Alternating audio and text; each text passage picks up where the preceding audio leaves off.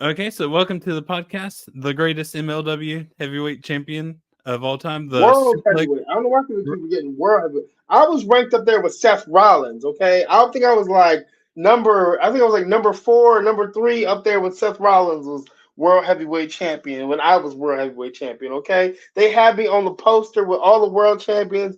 I was I was like diagonally. I was diagonally adjacent to Roman Reigns. Okay, all right. I was on. I'll send it to you. I will send it to you. It was a proud moment in my life. I believe you. I mean, they have people from all over. Tajiri's there has been there. Like a bunch of people has been there from like all over the world. So yeah. MLW World Heavyweight Champion and the Suplex Assassin Alex Kane. How you doing? Yes, I'm good. Yeah, 2023. You won the MLW. It's basically like the MLW's answer to like the Royal Rumble or World War III, like in WCW. You won that. What was that experience like? Going in number one and having to outlast everybody was definitely a challenge. I remember before I knew that I was going in number one, Court was like, "Oh yeah, get your cardio up," and I'm like, "My cardio's already good, but yeah, but you're gonna have to bump it up a little bit more." And that I did. That I definitely did. But yeah, it was a fun experience, but it was also very, very tough. And then you went on to beat Alexander Hammerstone, which he had like a pretty long winning streak going for like a really long time. He had a long, boring reign. That's what he had. He had a long, boring reign. That reign was boring as hell. Nothing. The only thing memorable about that reign is how long it was, and that's it.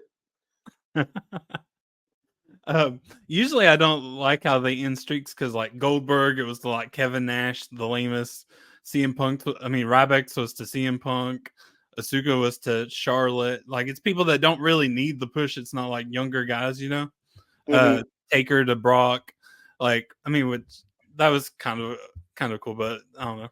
Like it was cool to see a company actually end a streak with a future vision, for somebody else to kind of take up and push forward, I didn't give them no choice. They had no choice but to put me in that position.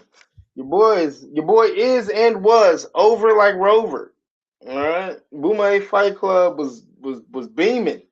Whole crowd, whole building chant Boomerang. Getting me and Microman got the biggest pops. Microman got the bigger pop, but I got the second biggest pop on almost every show, unless Jacob Fatu was there. So, what is Boomaye? Like, what does Beaumanier mean? Boomaye stands for finish him, kill him. It's very aggressive, even though people love to chant it. Rolls off the tongue very nicely, but it's a very aggressive chant. You're chanting like if they were to chant Alex Boomaye, Alex, they be saying Alex finish him, Alex kill him. That's what they be chanting. So when they chant Boomaye around my matches, they're saying finish him, kill him. It's I don't think those people know what they're saying, but it's all good. It fuels me just the same. I googled it and I'm like, kill him. I'm like, that can't be it because I saw like on social media you're like Boomaye is for the kids and stuff like that. I was like, yeah, the Boomerang Fight Club in its iteration right now, yeah, the Boomerang is there for the kids. Look, when I remember when it first started like getting like really, really popular, probably around the time, no, not even, but not around the time that it started getting really popular, but like, I think it was in like the middle of my reign, or maybe it was at the very beginning, one of the two. I was in a promotion in New England, and there were like 20 white kids. They don't know nothing about Muhammad Ali. They don't know nothing. They've seen black wrestlers, but they never seen a black wrestler as cool as me. So they over here, they all just chanting Boomaye like their lives depend on it or whatever. And I'm like, if I got these white kids over here chanting Boomaye, Boomaye is over. And not over in a bad way, over as in good. Like we are cooking with gas. Cooking with gas. who are some people on the indies that stick out to you now?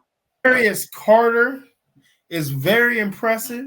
One of the best heels, maybe the greatest heel on the indies right now.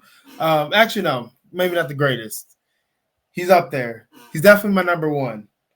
So I guess technically he would be the greatest. And then there's like Warhorse with this new gimmick that he has going. This nihilist gimmick is really good. Who else? Maya World. I don't know if you know who Maya World is, but she's very exciting, very charismatic. She's going to get signed one day, very soon. I can just feel it. Stephen Wolf is another good one. Met him 4 years ago at the WWA 4. Didn't speak to him because I was intimidated for some reason. I wasn't as big as I am now. I don't know if it's his girlfriend or his wife, but Hayan. I think it's Hayan.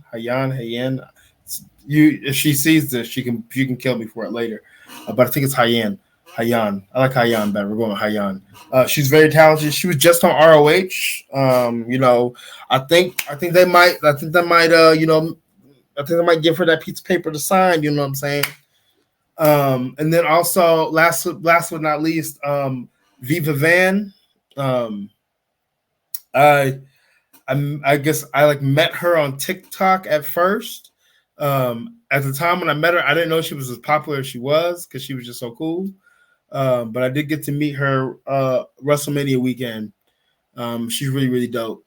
And I hope that somebody signs her as well. I saw some of my guys on your page. Kevin Ryan, I think he's really good. He's from where I'm from. Where are you from? I'm from Rome, Georgia. He's from around the area. No, I didn't know he was from Rome. That's good. I love Kevin Ryan. He always speaks life into me, and I love that. I speak life into him as well. Myron Reed too. I don't know if TNA counts as on the indies or not. TNA, it's independent of WWE, so it is technically still the independents. Yeah. Then Myron Reed and Ace Austin, I think they're really good. Myron Reed he's a young goat for a reason. I don't know if they signed him, but they need to. So I was just a lot of times I'll look through people's pages and I'll just pull up stuff from there from topics because if you're bringing it up, then like you must have thoughts on it, So I found this one thing that you posted. I love being black. Shit, kind of dangerous, but it's lit. It is being black. I love being black. I would not rather be anything else but black. But when you look at the world and how things have gone, things have gone the 405 years that black people have been here in this country, on this land over here. But just like that's been dangerous. But like even like recently, the last 10 years have been insane. Watching, people that look like you get gunned down and shot and killed by folks that are supposed to protect and serve, which I know that they're not obligated to protect and serve, but that's what they always have on their cars. So it's pretty wild. Of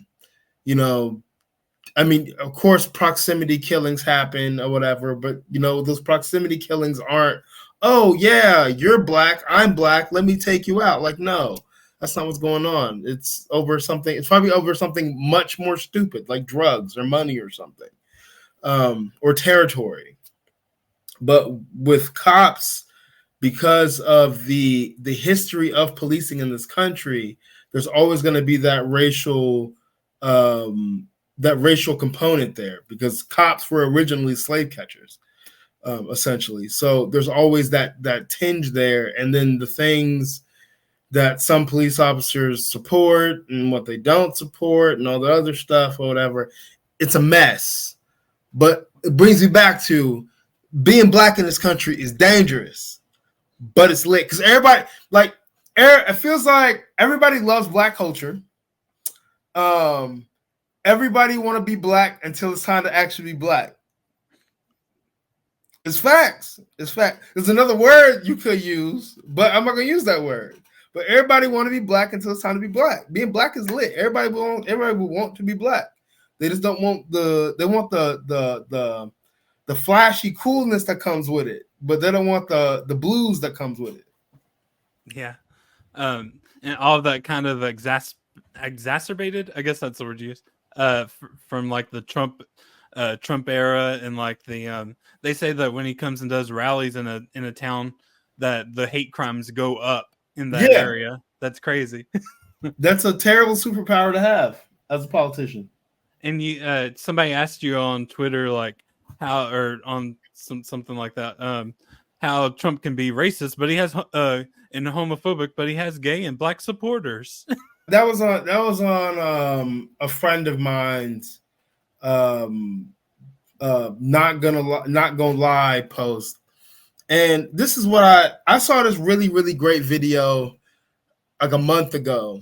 And the guy that was speaking, he's a political analyst. Like he charts out like voting charts and stuff like that.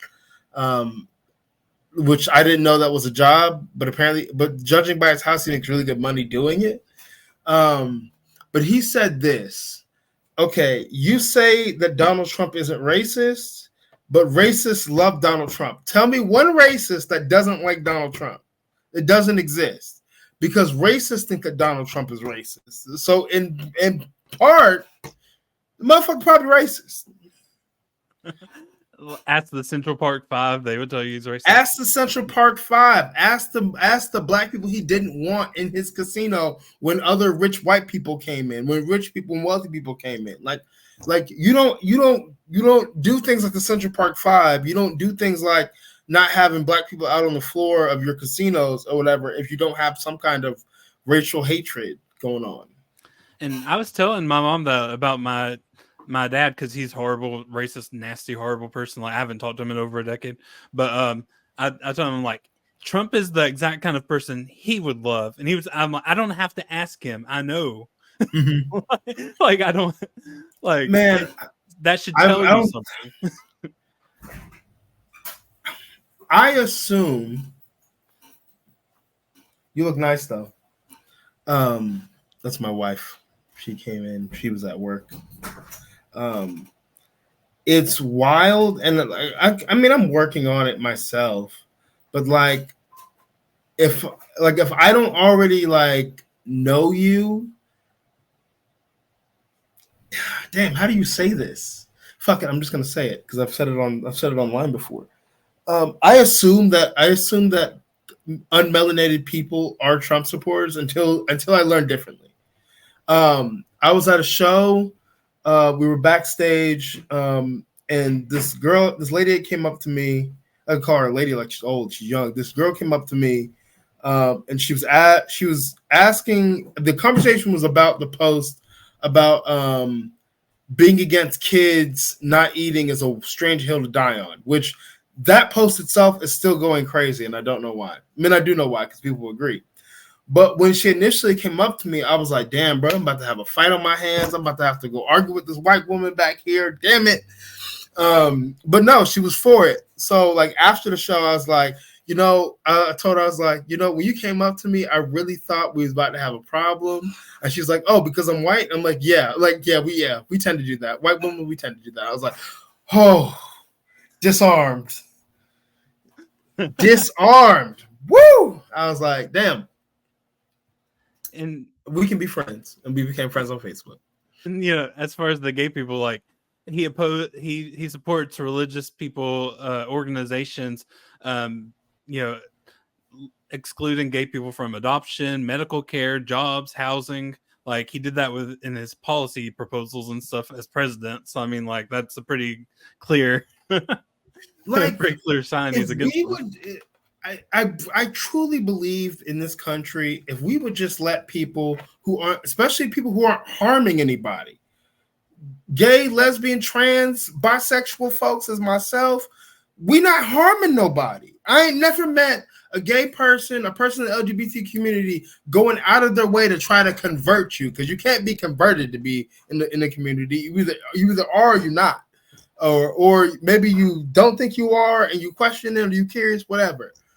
But I've never seen a person within in this community try to convert somebody else to tell somebody they're not straight, or you need to be gay, or you need to be lesbian. Like, no, that's not a thing.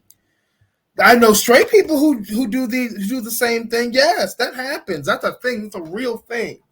But folks in the LGBTQ community, we should be trying to live our lives, love who we love, carry on life just like everybody else, live. We're trying to live the dream, but we're not allowed to because maybe your religion doesn't like it, or maybe your preferred candidate doesn't like it. Like, leave people alone. So being black and bi, like, wrestling fans can be really horrible. like, have you gotten a lot of shit? Because you kind of get it from two different angles there. So me personally, I haven't gotten any like vitriol. I ain't gotten any kind of hate or nothing crazy like that. And that's probably because like it's not a central part of like my character. I think if it was a central part of my character, I'd probably get some hate about it. But because it's just who I am, and like the way that I kind of came out wasn't like it was. Somebody had said something that I guess they thought was gonna make me say like, "Oh, that's sus," and I was like, I'm bisexual, so. I mean, it would be cool. I can't remember exactly what it was, but everybody was like, "Oh shit, Alex, you bi? Whoa, this is so cool!"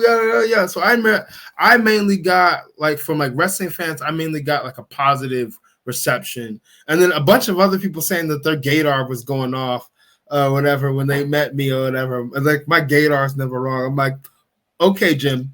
It wasn't something that you put a lot of thought into. Coming out as far as like to the wrestling world, that it just kind of happened. But people would always be like, "Oh, I didn't know you were bi." I'm like, "Yeah, no one ever asked these questions. These aren't questions that come up in regular conversation." But I mean, if somebody were to ask me, I'd be like, "Yeah, I'm bisexual." I think the hardest person to come out to was my dad. Because like he's like very religious, and like when I told him, he told me all the things that you would expect a Christian parent to say, but he also did say that he wasn't going to disown me and that he wasn't going to love me any less or anything like that, which was nice. But I remember the day I was sitting in my gym locker room. I think I'd either just got done with a workout or I was in the middle of a workout, but I was crying my eyes out. That was tough. But yeah, he said that he still loved me, and that's all that really mattered to me at that point. And I know on you defend trans people a lot and stuff like that on there. Like, because the next step after they take out trans is to come after gay and bisexual and other stuff like that too. Like, they're not going to stop there. They hate all of them. Well, so it's a thing. Damn, what was this girl named Francesca something? I can't remember. Oh, she did a whole series on YouTube at one point. And it was hilarious. But on the Bituation Room, huh? On the Bituation Room, maybe there's a girl that Francesca. I can't think of her name. She's like bald head, really pretty, huh? Very pretty, but she's bald. She's like bald or something like that. Oh no, different person. No, then. Okay, never mind. Doesn't matter.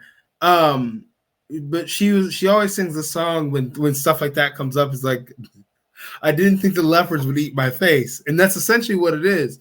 You think like because there's some people, there's some gay and bi people or whatever that are anti-trans people, and they'll support certain candidates or certain policies that take away rights from them.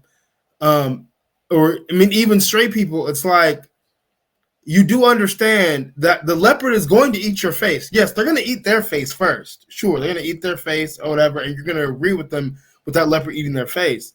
But it's going to come down the line to you because you're not, unless you're a straight white male or whatever, they're coming for they're coming for everything. And I mean, Project 25 goes after a lot of things that even straight white males wouldn't like. Yeah, but see, that's the thing. I don't know if straight white men are going to read Project 2025. Actually, I won't say that. The straight white men that are going to read Project 2025 that it's going to spook are not the ones that it needs to spook. They're the ones that they're already not going to vote for Old Buddy. The ones that it needs to spook are the ones that are going to vote for Old Buddy. Yeah. So on one post, you said that I'm glad to know my faves don't bleed red and yellow. Yeah, bro. Like Hulk Hogan was at something. He stole Stone Cold Steve Austin's little gimmick or whatever, where he's like, should I have a beer? What? Should I have 2 beers? What? Should I have 3? But he did that, but he changed it and made it weird about Kamala Harris, talking about, should I give Kamala Harris the leg drop? Should I give Tim Walz the body slam? He said some other wild shit, but I'm like, Hulk Hogan is one of those folks where if you tell me that, like, now in 2024 that he's your favorite wrestler or he's still your favorite wrestler, I'm just gonna wash my hands of you. There was a show that I did a few months ago, and this couple had on HulkaMania shirts, and this was right after the RNC. This is right after the RNC, so they had the HulkaMania shirts on. And I get in the ring, and I'm just like, I'm telling everybody to shut up, but I'm telling definitely y'all need to shut up. Never speak again. Y'all got Hulk Hogan shirts on. And then my opponent, who's a babyface, he was coming out slapping hands or whatever. And he was about to defend them. Then I was like, but they got HulkaMania shirts on. And he's like, I was like, yeah, you're right. You can all unite on fuck Hulk Hogan. I can't stand it. I never really saw the appeal. His matches weren't good. The first thing I ever saw in wrestling was the Giant knocked him off of a building or something, and then he was back in the next hour. It was in WCW. I was like, and that turned me off from wrestling for a long time until Macho Man later on. I was like, oh, hell yeah. Okay. I see it now. But I wanted to show you these. Erase one. Somebody had posted that. Larry Lazard, he's a wrestler. And he posted, it has Macho Man, Hogan, Flair, and Undertaker. And literally all the responses, Hulk Hogan, Hulk Hogan, Hulk Hogan. Yeah. Even from you, Hulk Hogan. Yeah. Fuck Hogan. I just thought that was funny. Let's. How did you arrive? You know, Hogan did his friggin' leg drop forever, which ended up ironically like breaking his back because of like doing it night after night after night. How did you land on doing suplexes? Like, because that's a pretty physical thing you have to keep doing all throughout the match over and over and over. I did freestyle wrestling in college, freestyle and Greco in college. That's actually how I earned my spot on my collegiate wrestling team. And like, I enjoyed being able to manhandle another human being and throw them.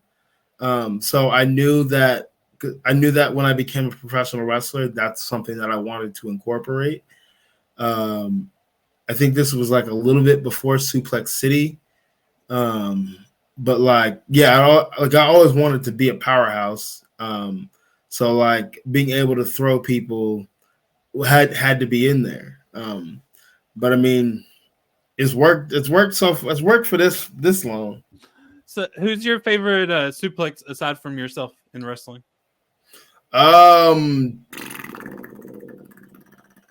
Taz. Oh yeah, I didn't even think of him. That's a good one. I had a random one. Alex Wright's German suplex always liked pretty well in WCW. I'm a big WCW guy, if you haven't noticed. I've picked up on it. I figured it out. That's how it started off. So watching wrestling. But what kind of formed your political beliefs? What kind of, like, how have you kind of arrived at the way that you think about politics? I think a lot of, because like my dad being like, I don't know if I can call my dad a conservative Christian, but he was very religious. They were conservative with certain views and stuff like that. And like I was never like a super fan of church or anything like that as a kid. I just kind of went because they told me I had to go. This all makes sense. This all ties together. So like I guess from years of just being forced to go without wanting to go kind of soured me on religion. So when I started to question my sexuality, And this was like, I think I was like 22, 23. I know, maybe younger than that, maybe 19. But like I really started to accept myself around in my 20s. And like I started to think about like how it was always preached to me that people in the LGBTQ community are an abomination unto God. And like it was always like wild to me. It's like, how am I going to worship this God if he thinks I'm an abomination? And then like I started venturing and studying other religions and stuff like that.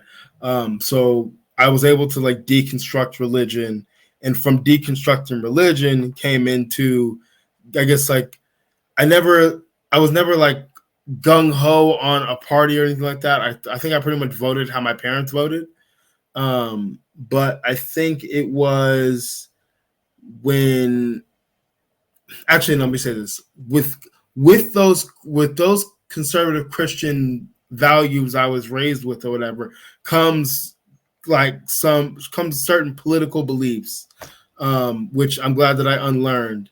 But so in deconstructing all of that, you don't have to replace it with something, but it's going to end up happening. So when I think it was when COVID happened and they did the lockdown, and TikTok was getting popular, and you had all of these creators on TikTok, discussing politics, talking about what's going on in the world, and your worldview starts to change, and you really start to realize like there's like a battle of good and evil going on here or whatever, but like the good side's not like all the way good, but it's like good enough, and then the other side's just like, y'all need to go to jail. So like over time of like reading and taking in this information and stuff, and reading policy and stuff like that, you start to learn, oh shit, like holy fuck, this is crazy. And then with a lot of like the Black Lives Matter stuff that was going on, people getting killed and stuff like that, I think that radicalized me in a way. Talking to my wife who's from Germany, because things in Germany are way different from what they are here as far as politics goes. Like the 2 times that I've been over there and I've had political conversations with people in Germany, like in America, you really can't have a conversation with people. Like people getting their feelings, people get up in arms, they get real passionate about it. And you don't get anywhere. In Germany or whatever, like almost all the shows that I went to, there ended up being a conversation about something political. Most of the time, it was talking about how much of a laughing stock America is to everybody else. But like we were talking about the genocide in Palestine.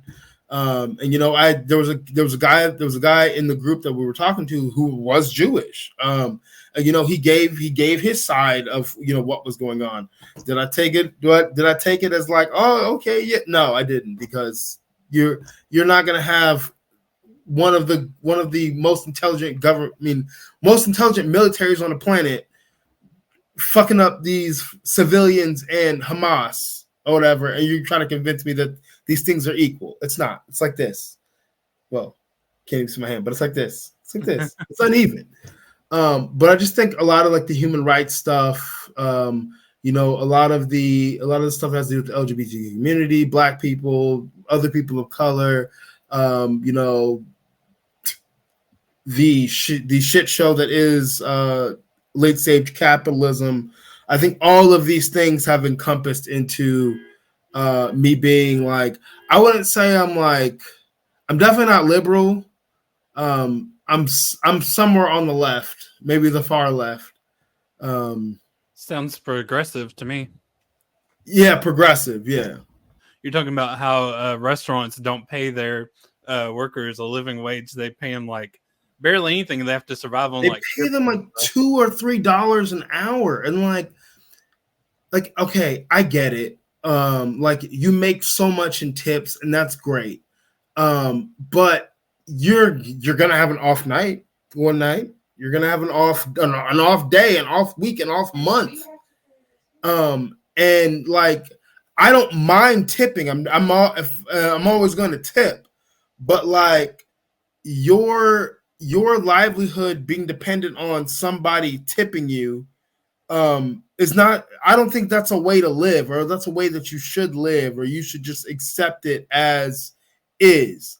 I think you should push your employer to pay you a living wage, whatever that living wage is, which I honestly think it's like upwards of $25 an hour, but you know how America is.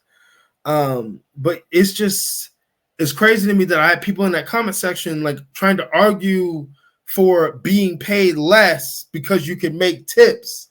Like if it was, I was thinking about this in the car on my way home, because a lot of that argument happened while I was at work. If not being paid a living wage is so great, and you should only worry about tips, then why do these restaurants have gratuity added on? If you get those physical tips from the patrons or whatever that come eat your restaurant, if that's so great and you're so secure in that, what do you need gratuity for? And why are you requiring me to pay this, or you add it to the bill, and then you also want to tip on top of that? But the tipping itself is such a great system to have. And all I'm really arguing for is for you to have even more money. Because like you can be paid a living wage, $25 something an hour, or whatever the fucking living wage would be, and people are still going to tip. The only difference is if you don't get any tips that day, you're still going to bring home a significant amount of money, whether without the tips. If it's just tips and you get paid that $3 an hour, or I think bosses have to like take some of your tips to like to even things out to bring you to minimum wage if you don't make a lot of tips. Like I don't know, it's very dumb. But the fact that they've been able to get away with that for so long, because I think the whole paying servers like dirt started in like the Great Depression. That's what I read. It started in the Great Depression, and they just never stopped being a thing. Well, and so many of the things that you post about too, you posted about the doctor's note, having to have a doctor's note when you're sick is kind of a classist idea.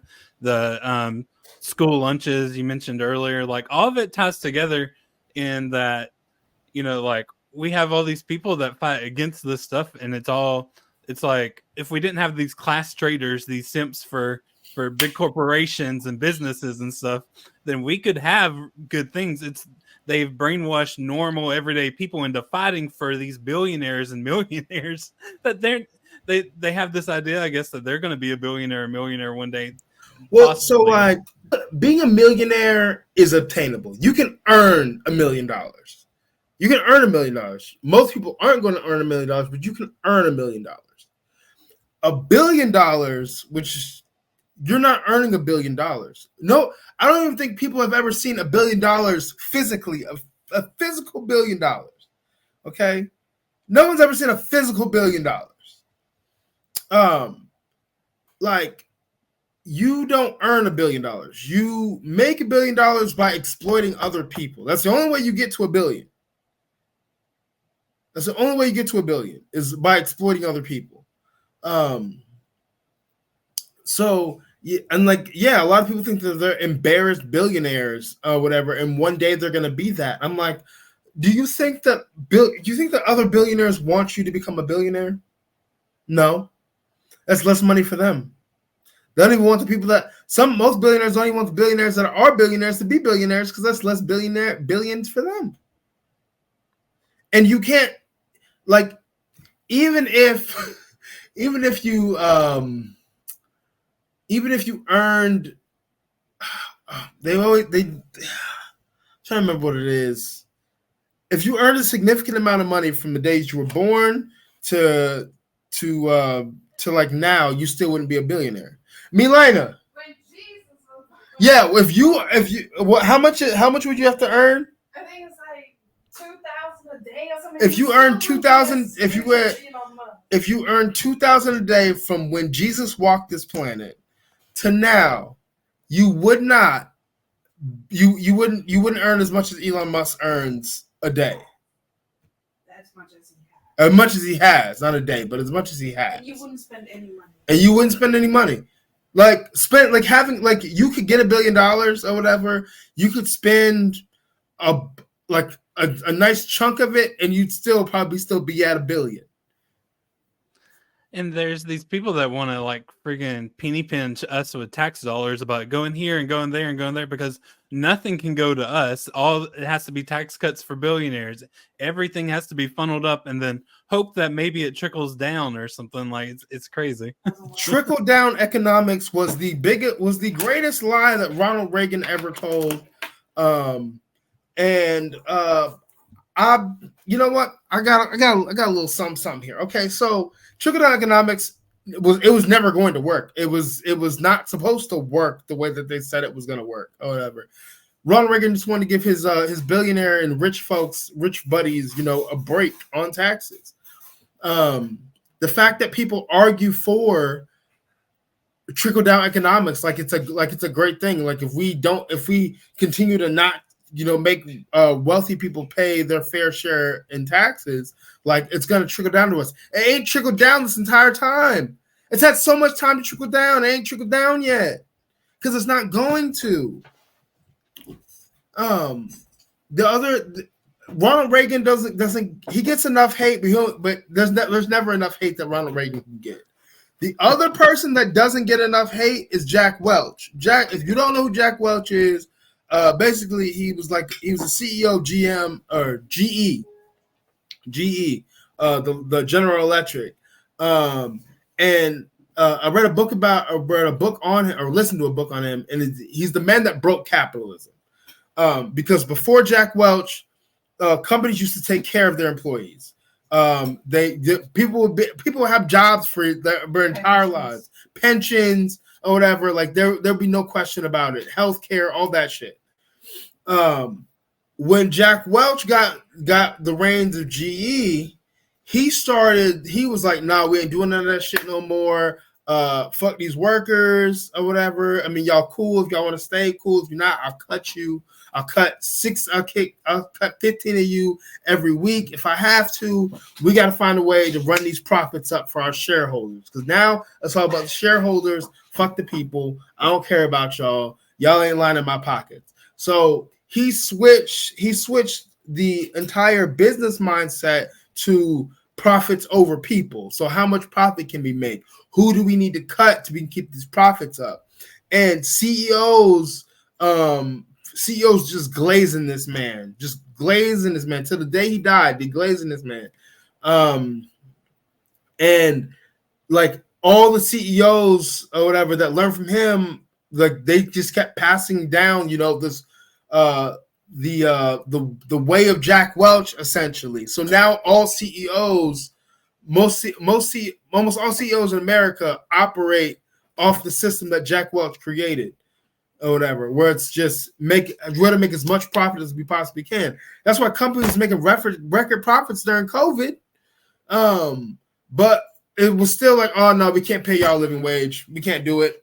We'll lose too much money. But prices will have to go up. I'm like, no, prices don't have to go up. Y'all gonna raise them prices, but they don't have to go up. Greedflation, baby. Sorry, I be ranting. No, you're good. I saw on your social media too. It was back when Sheamus, they were like fat shaming him, and you're like, "This is peak male performance." It is, man. Boy, Sheamus was looking good. He's looking good. He's looking thick. Okay, thick Sheamus, thick shamey. He in better shape than most of the folks that was trying to body shame him. Yeah, it's wrestling. You're supposed to look big and like. I mean, that man that I just showed you looked like he could whip my ass. Like, what are we talking about here? I mean, I can only imagine what like the 70s and 80s would be like if they had social media, like Dusty Rhodes. Like, he was not a body guy by any stretch of the imagination. But you know what? Dusty Rhodes was entertaining as hell. That's my kind of wrestler. Stan Hansen, Dr. Death. These guys were thick, big, meaty human beings, but they didn't look like Hogan and Warrior and Macho Man. And even Macho Man as well. But I don't know, like, there needs to be, what people don't understand in professional wrestling is, because there's one promoter that I know, he'll always refer to it because he always takes care of me, but he's always talking about how, this guy's puny, this guy's tiny, we need more big guys. I'm like, no, you need more big guys, you need more tiny guys, you need more guys in the middle, you need more fat guys, you need more fat girls, you need as much representation as you can fit into a show or into this industry as you possibly can. Because not everybody wants to be the super jacked up Hulk Hogan motherfucker, you know? Some people want to look like Otis. Some people want to look like Dominic Mysterio. Some people want to look like Austin Theory. Some people want to look like AR Fox. Like, some people want to look like Nia Jax. Some people want to look like Tiffany Stratton. Like, there's so much like body diversity in wrestling now, and I think people just need to like let that be a thing. Yeah. You've mentioned on social media that, like, if you unfriend somebody over politics, it's not because we disagree. It's because I don't like you anymore after we've talked about your true beliefs, or after I know your true beliefs. And there's a few posts like that, like, why are you blocking me and unfriending or blocking and unfriending people instead of educating them? You're like, it's not my job to educate them. Like, exactly, it's not my job to educate you, dog. We live in this age of information. You can do some Googles. You can do some peer-reviewed research. You can figure this stuff out for yourself. But just watching some of these people, you can figure it out. If you can watch Donald Trump, I'm going to say this specific. If you can watch Donald Trump be Donald Trump and still be like, that's my guy. That is my guy. I'm going for him. If you can watch Mitch McConnell do what Mitch McConnell does and be like, I still support that party. I love that. Like, nah, bro. No. Mm-mm.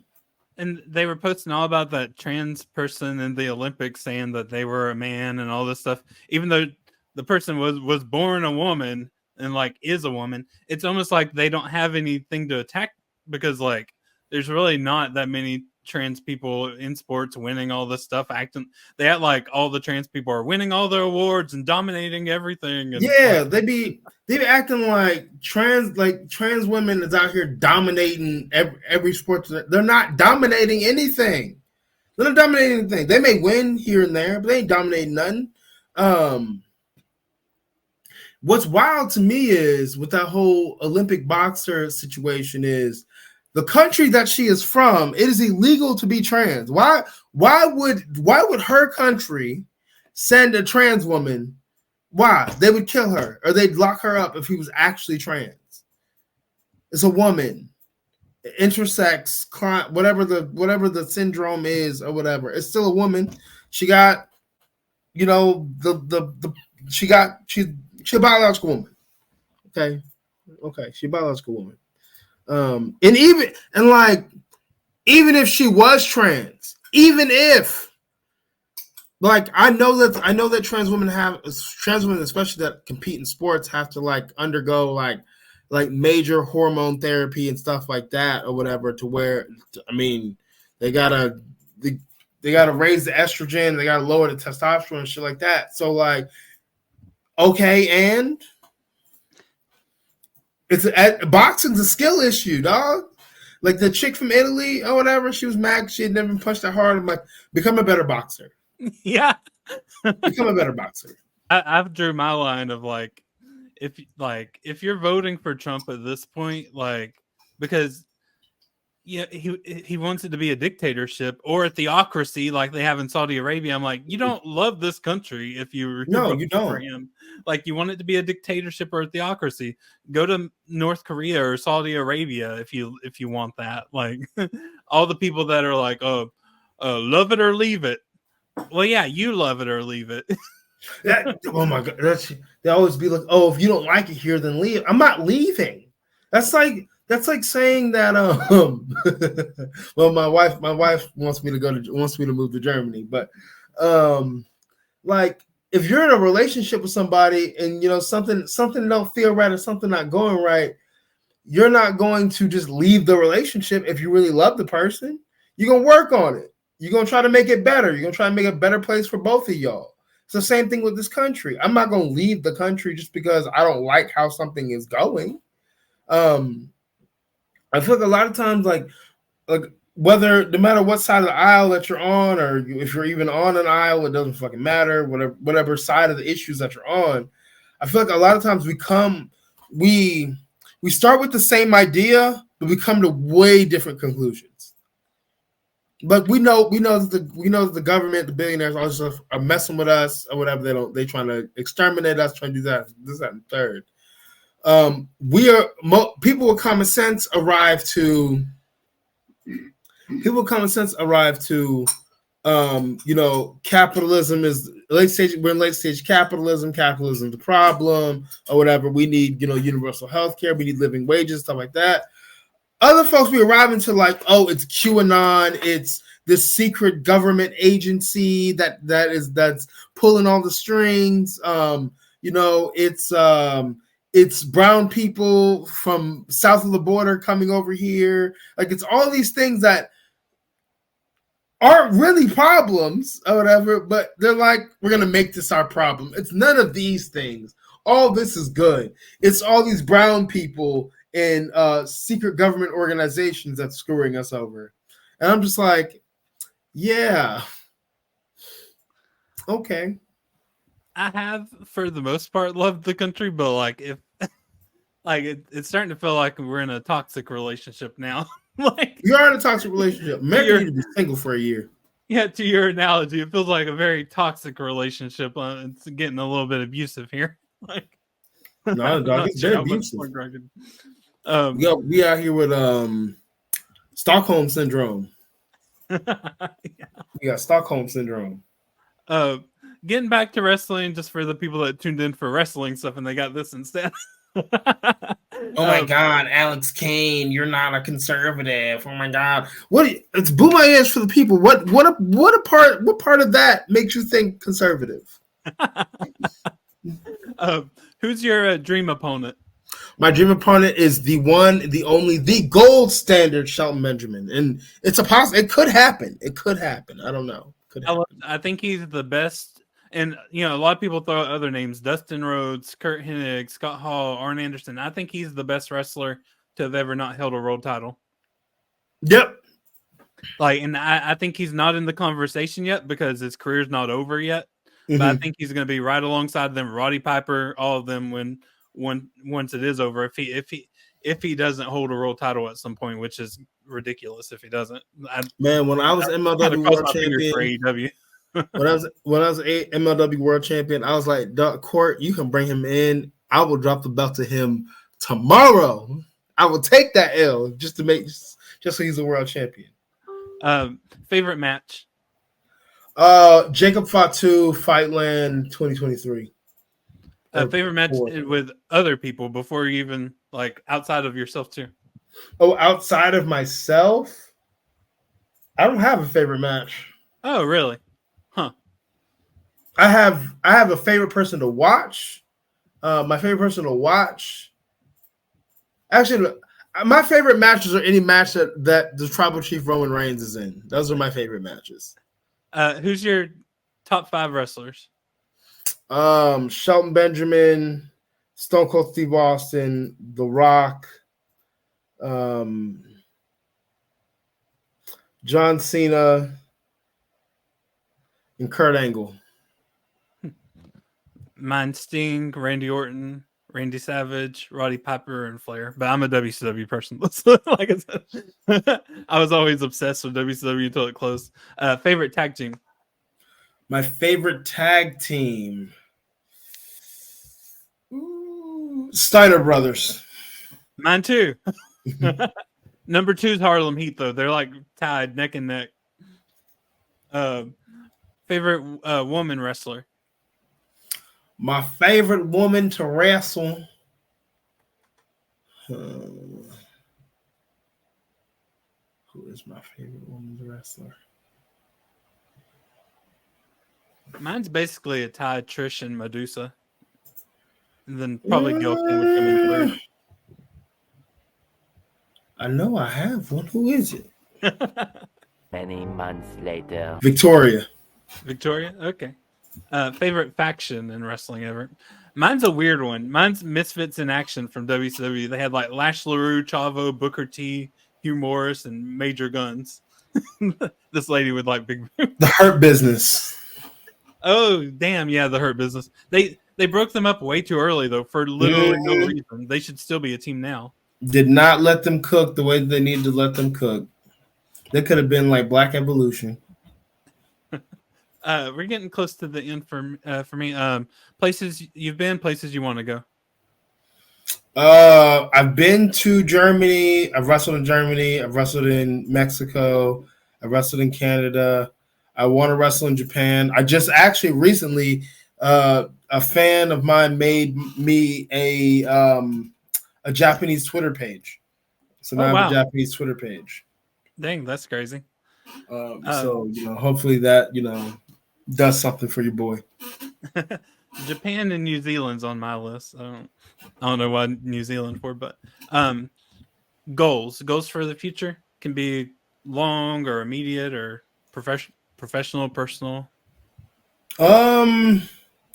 Personal, finish this personal training certification and grow that business. Professional, win the MLW world title again. And wrestle full time. However that looks for whomever it is, I don't really care, but I just want to be able to do it full time. I have your email for booking if anybody wants to book you. AlexKaneBookings@gmail.com. Got your Instagram, the Suplex Assassin. Got your Twitter or X, whatever. Twitter, we call him Twitter. That's what his daddy named him Twitter. We call him Twitter. Alex_Kane11. I'll put that all in the bio.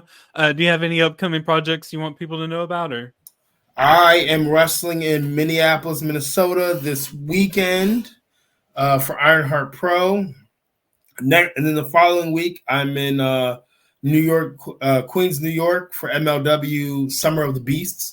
I'm taking on Bad Dude Tito.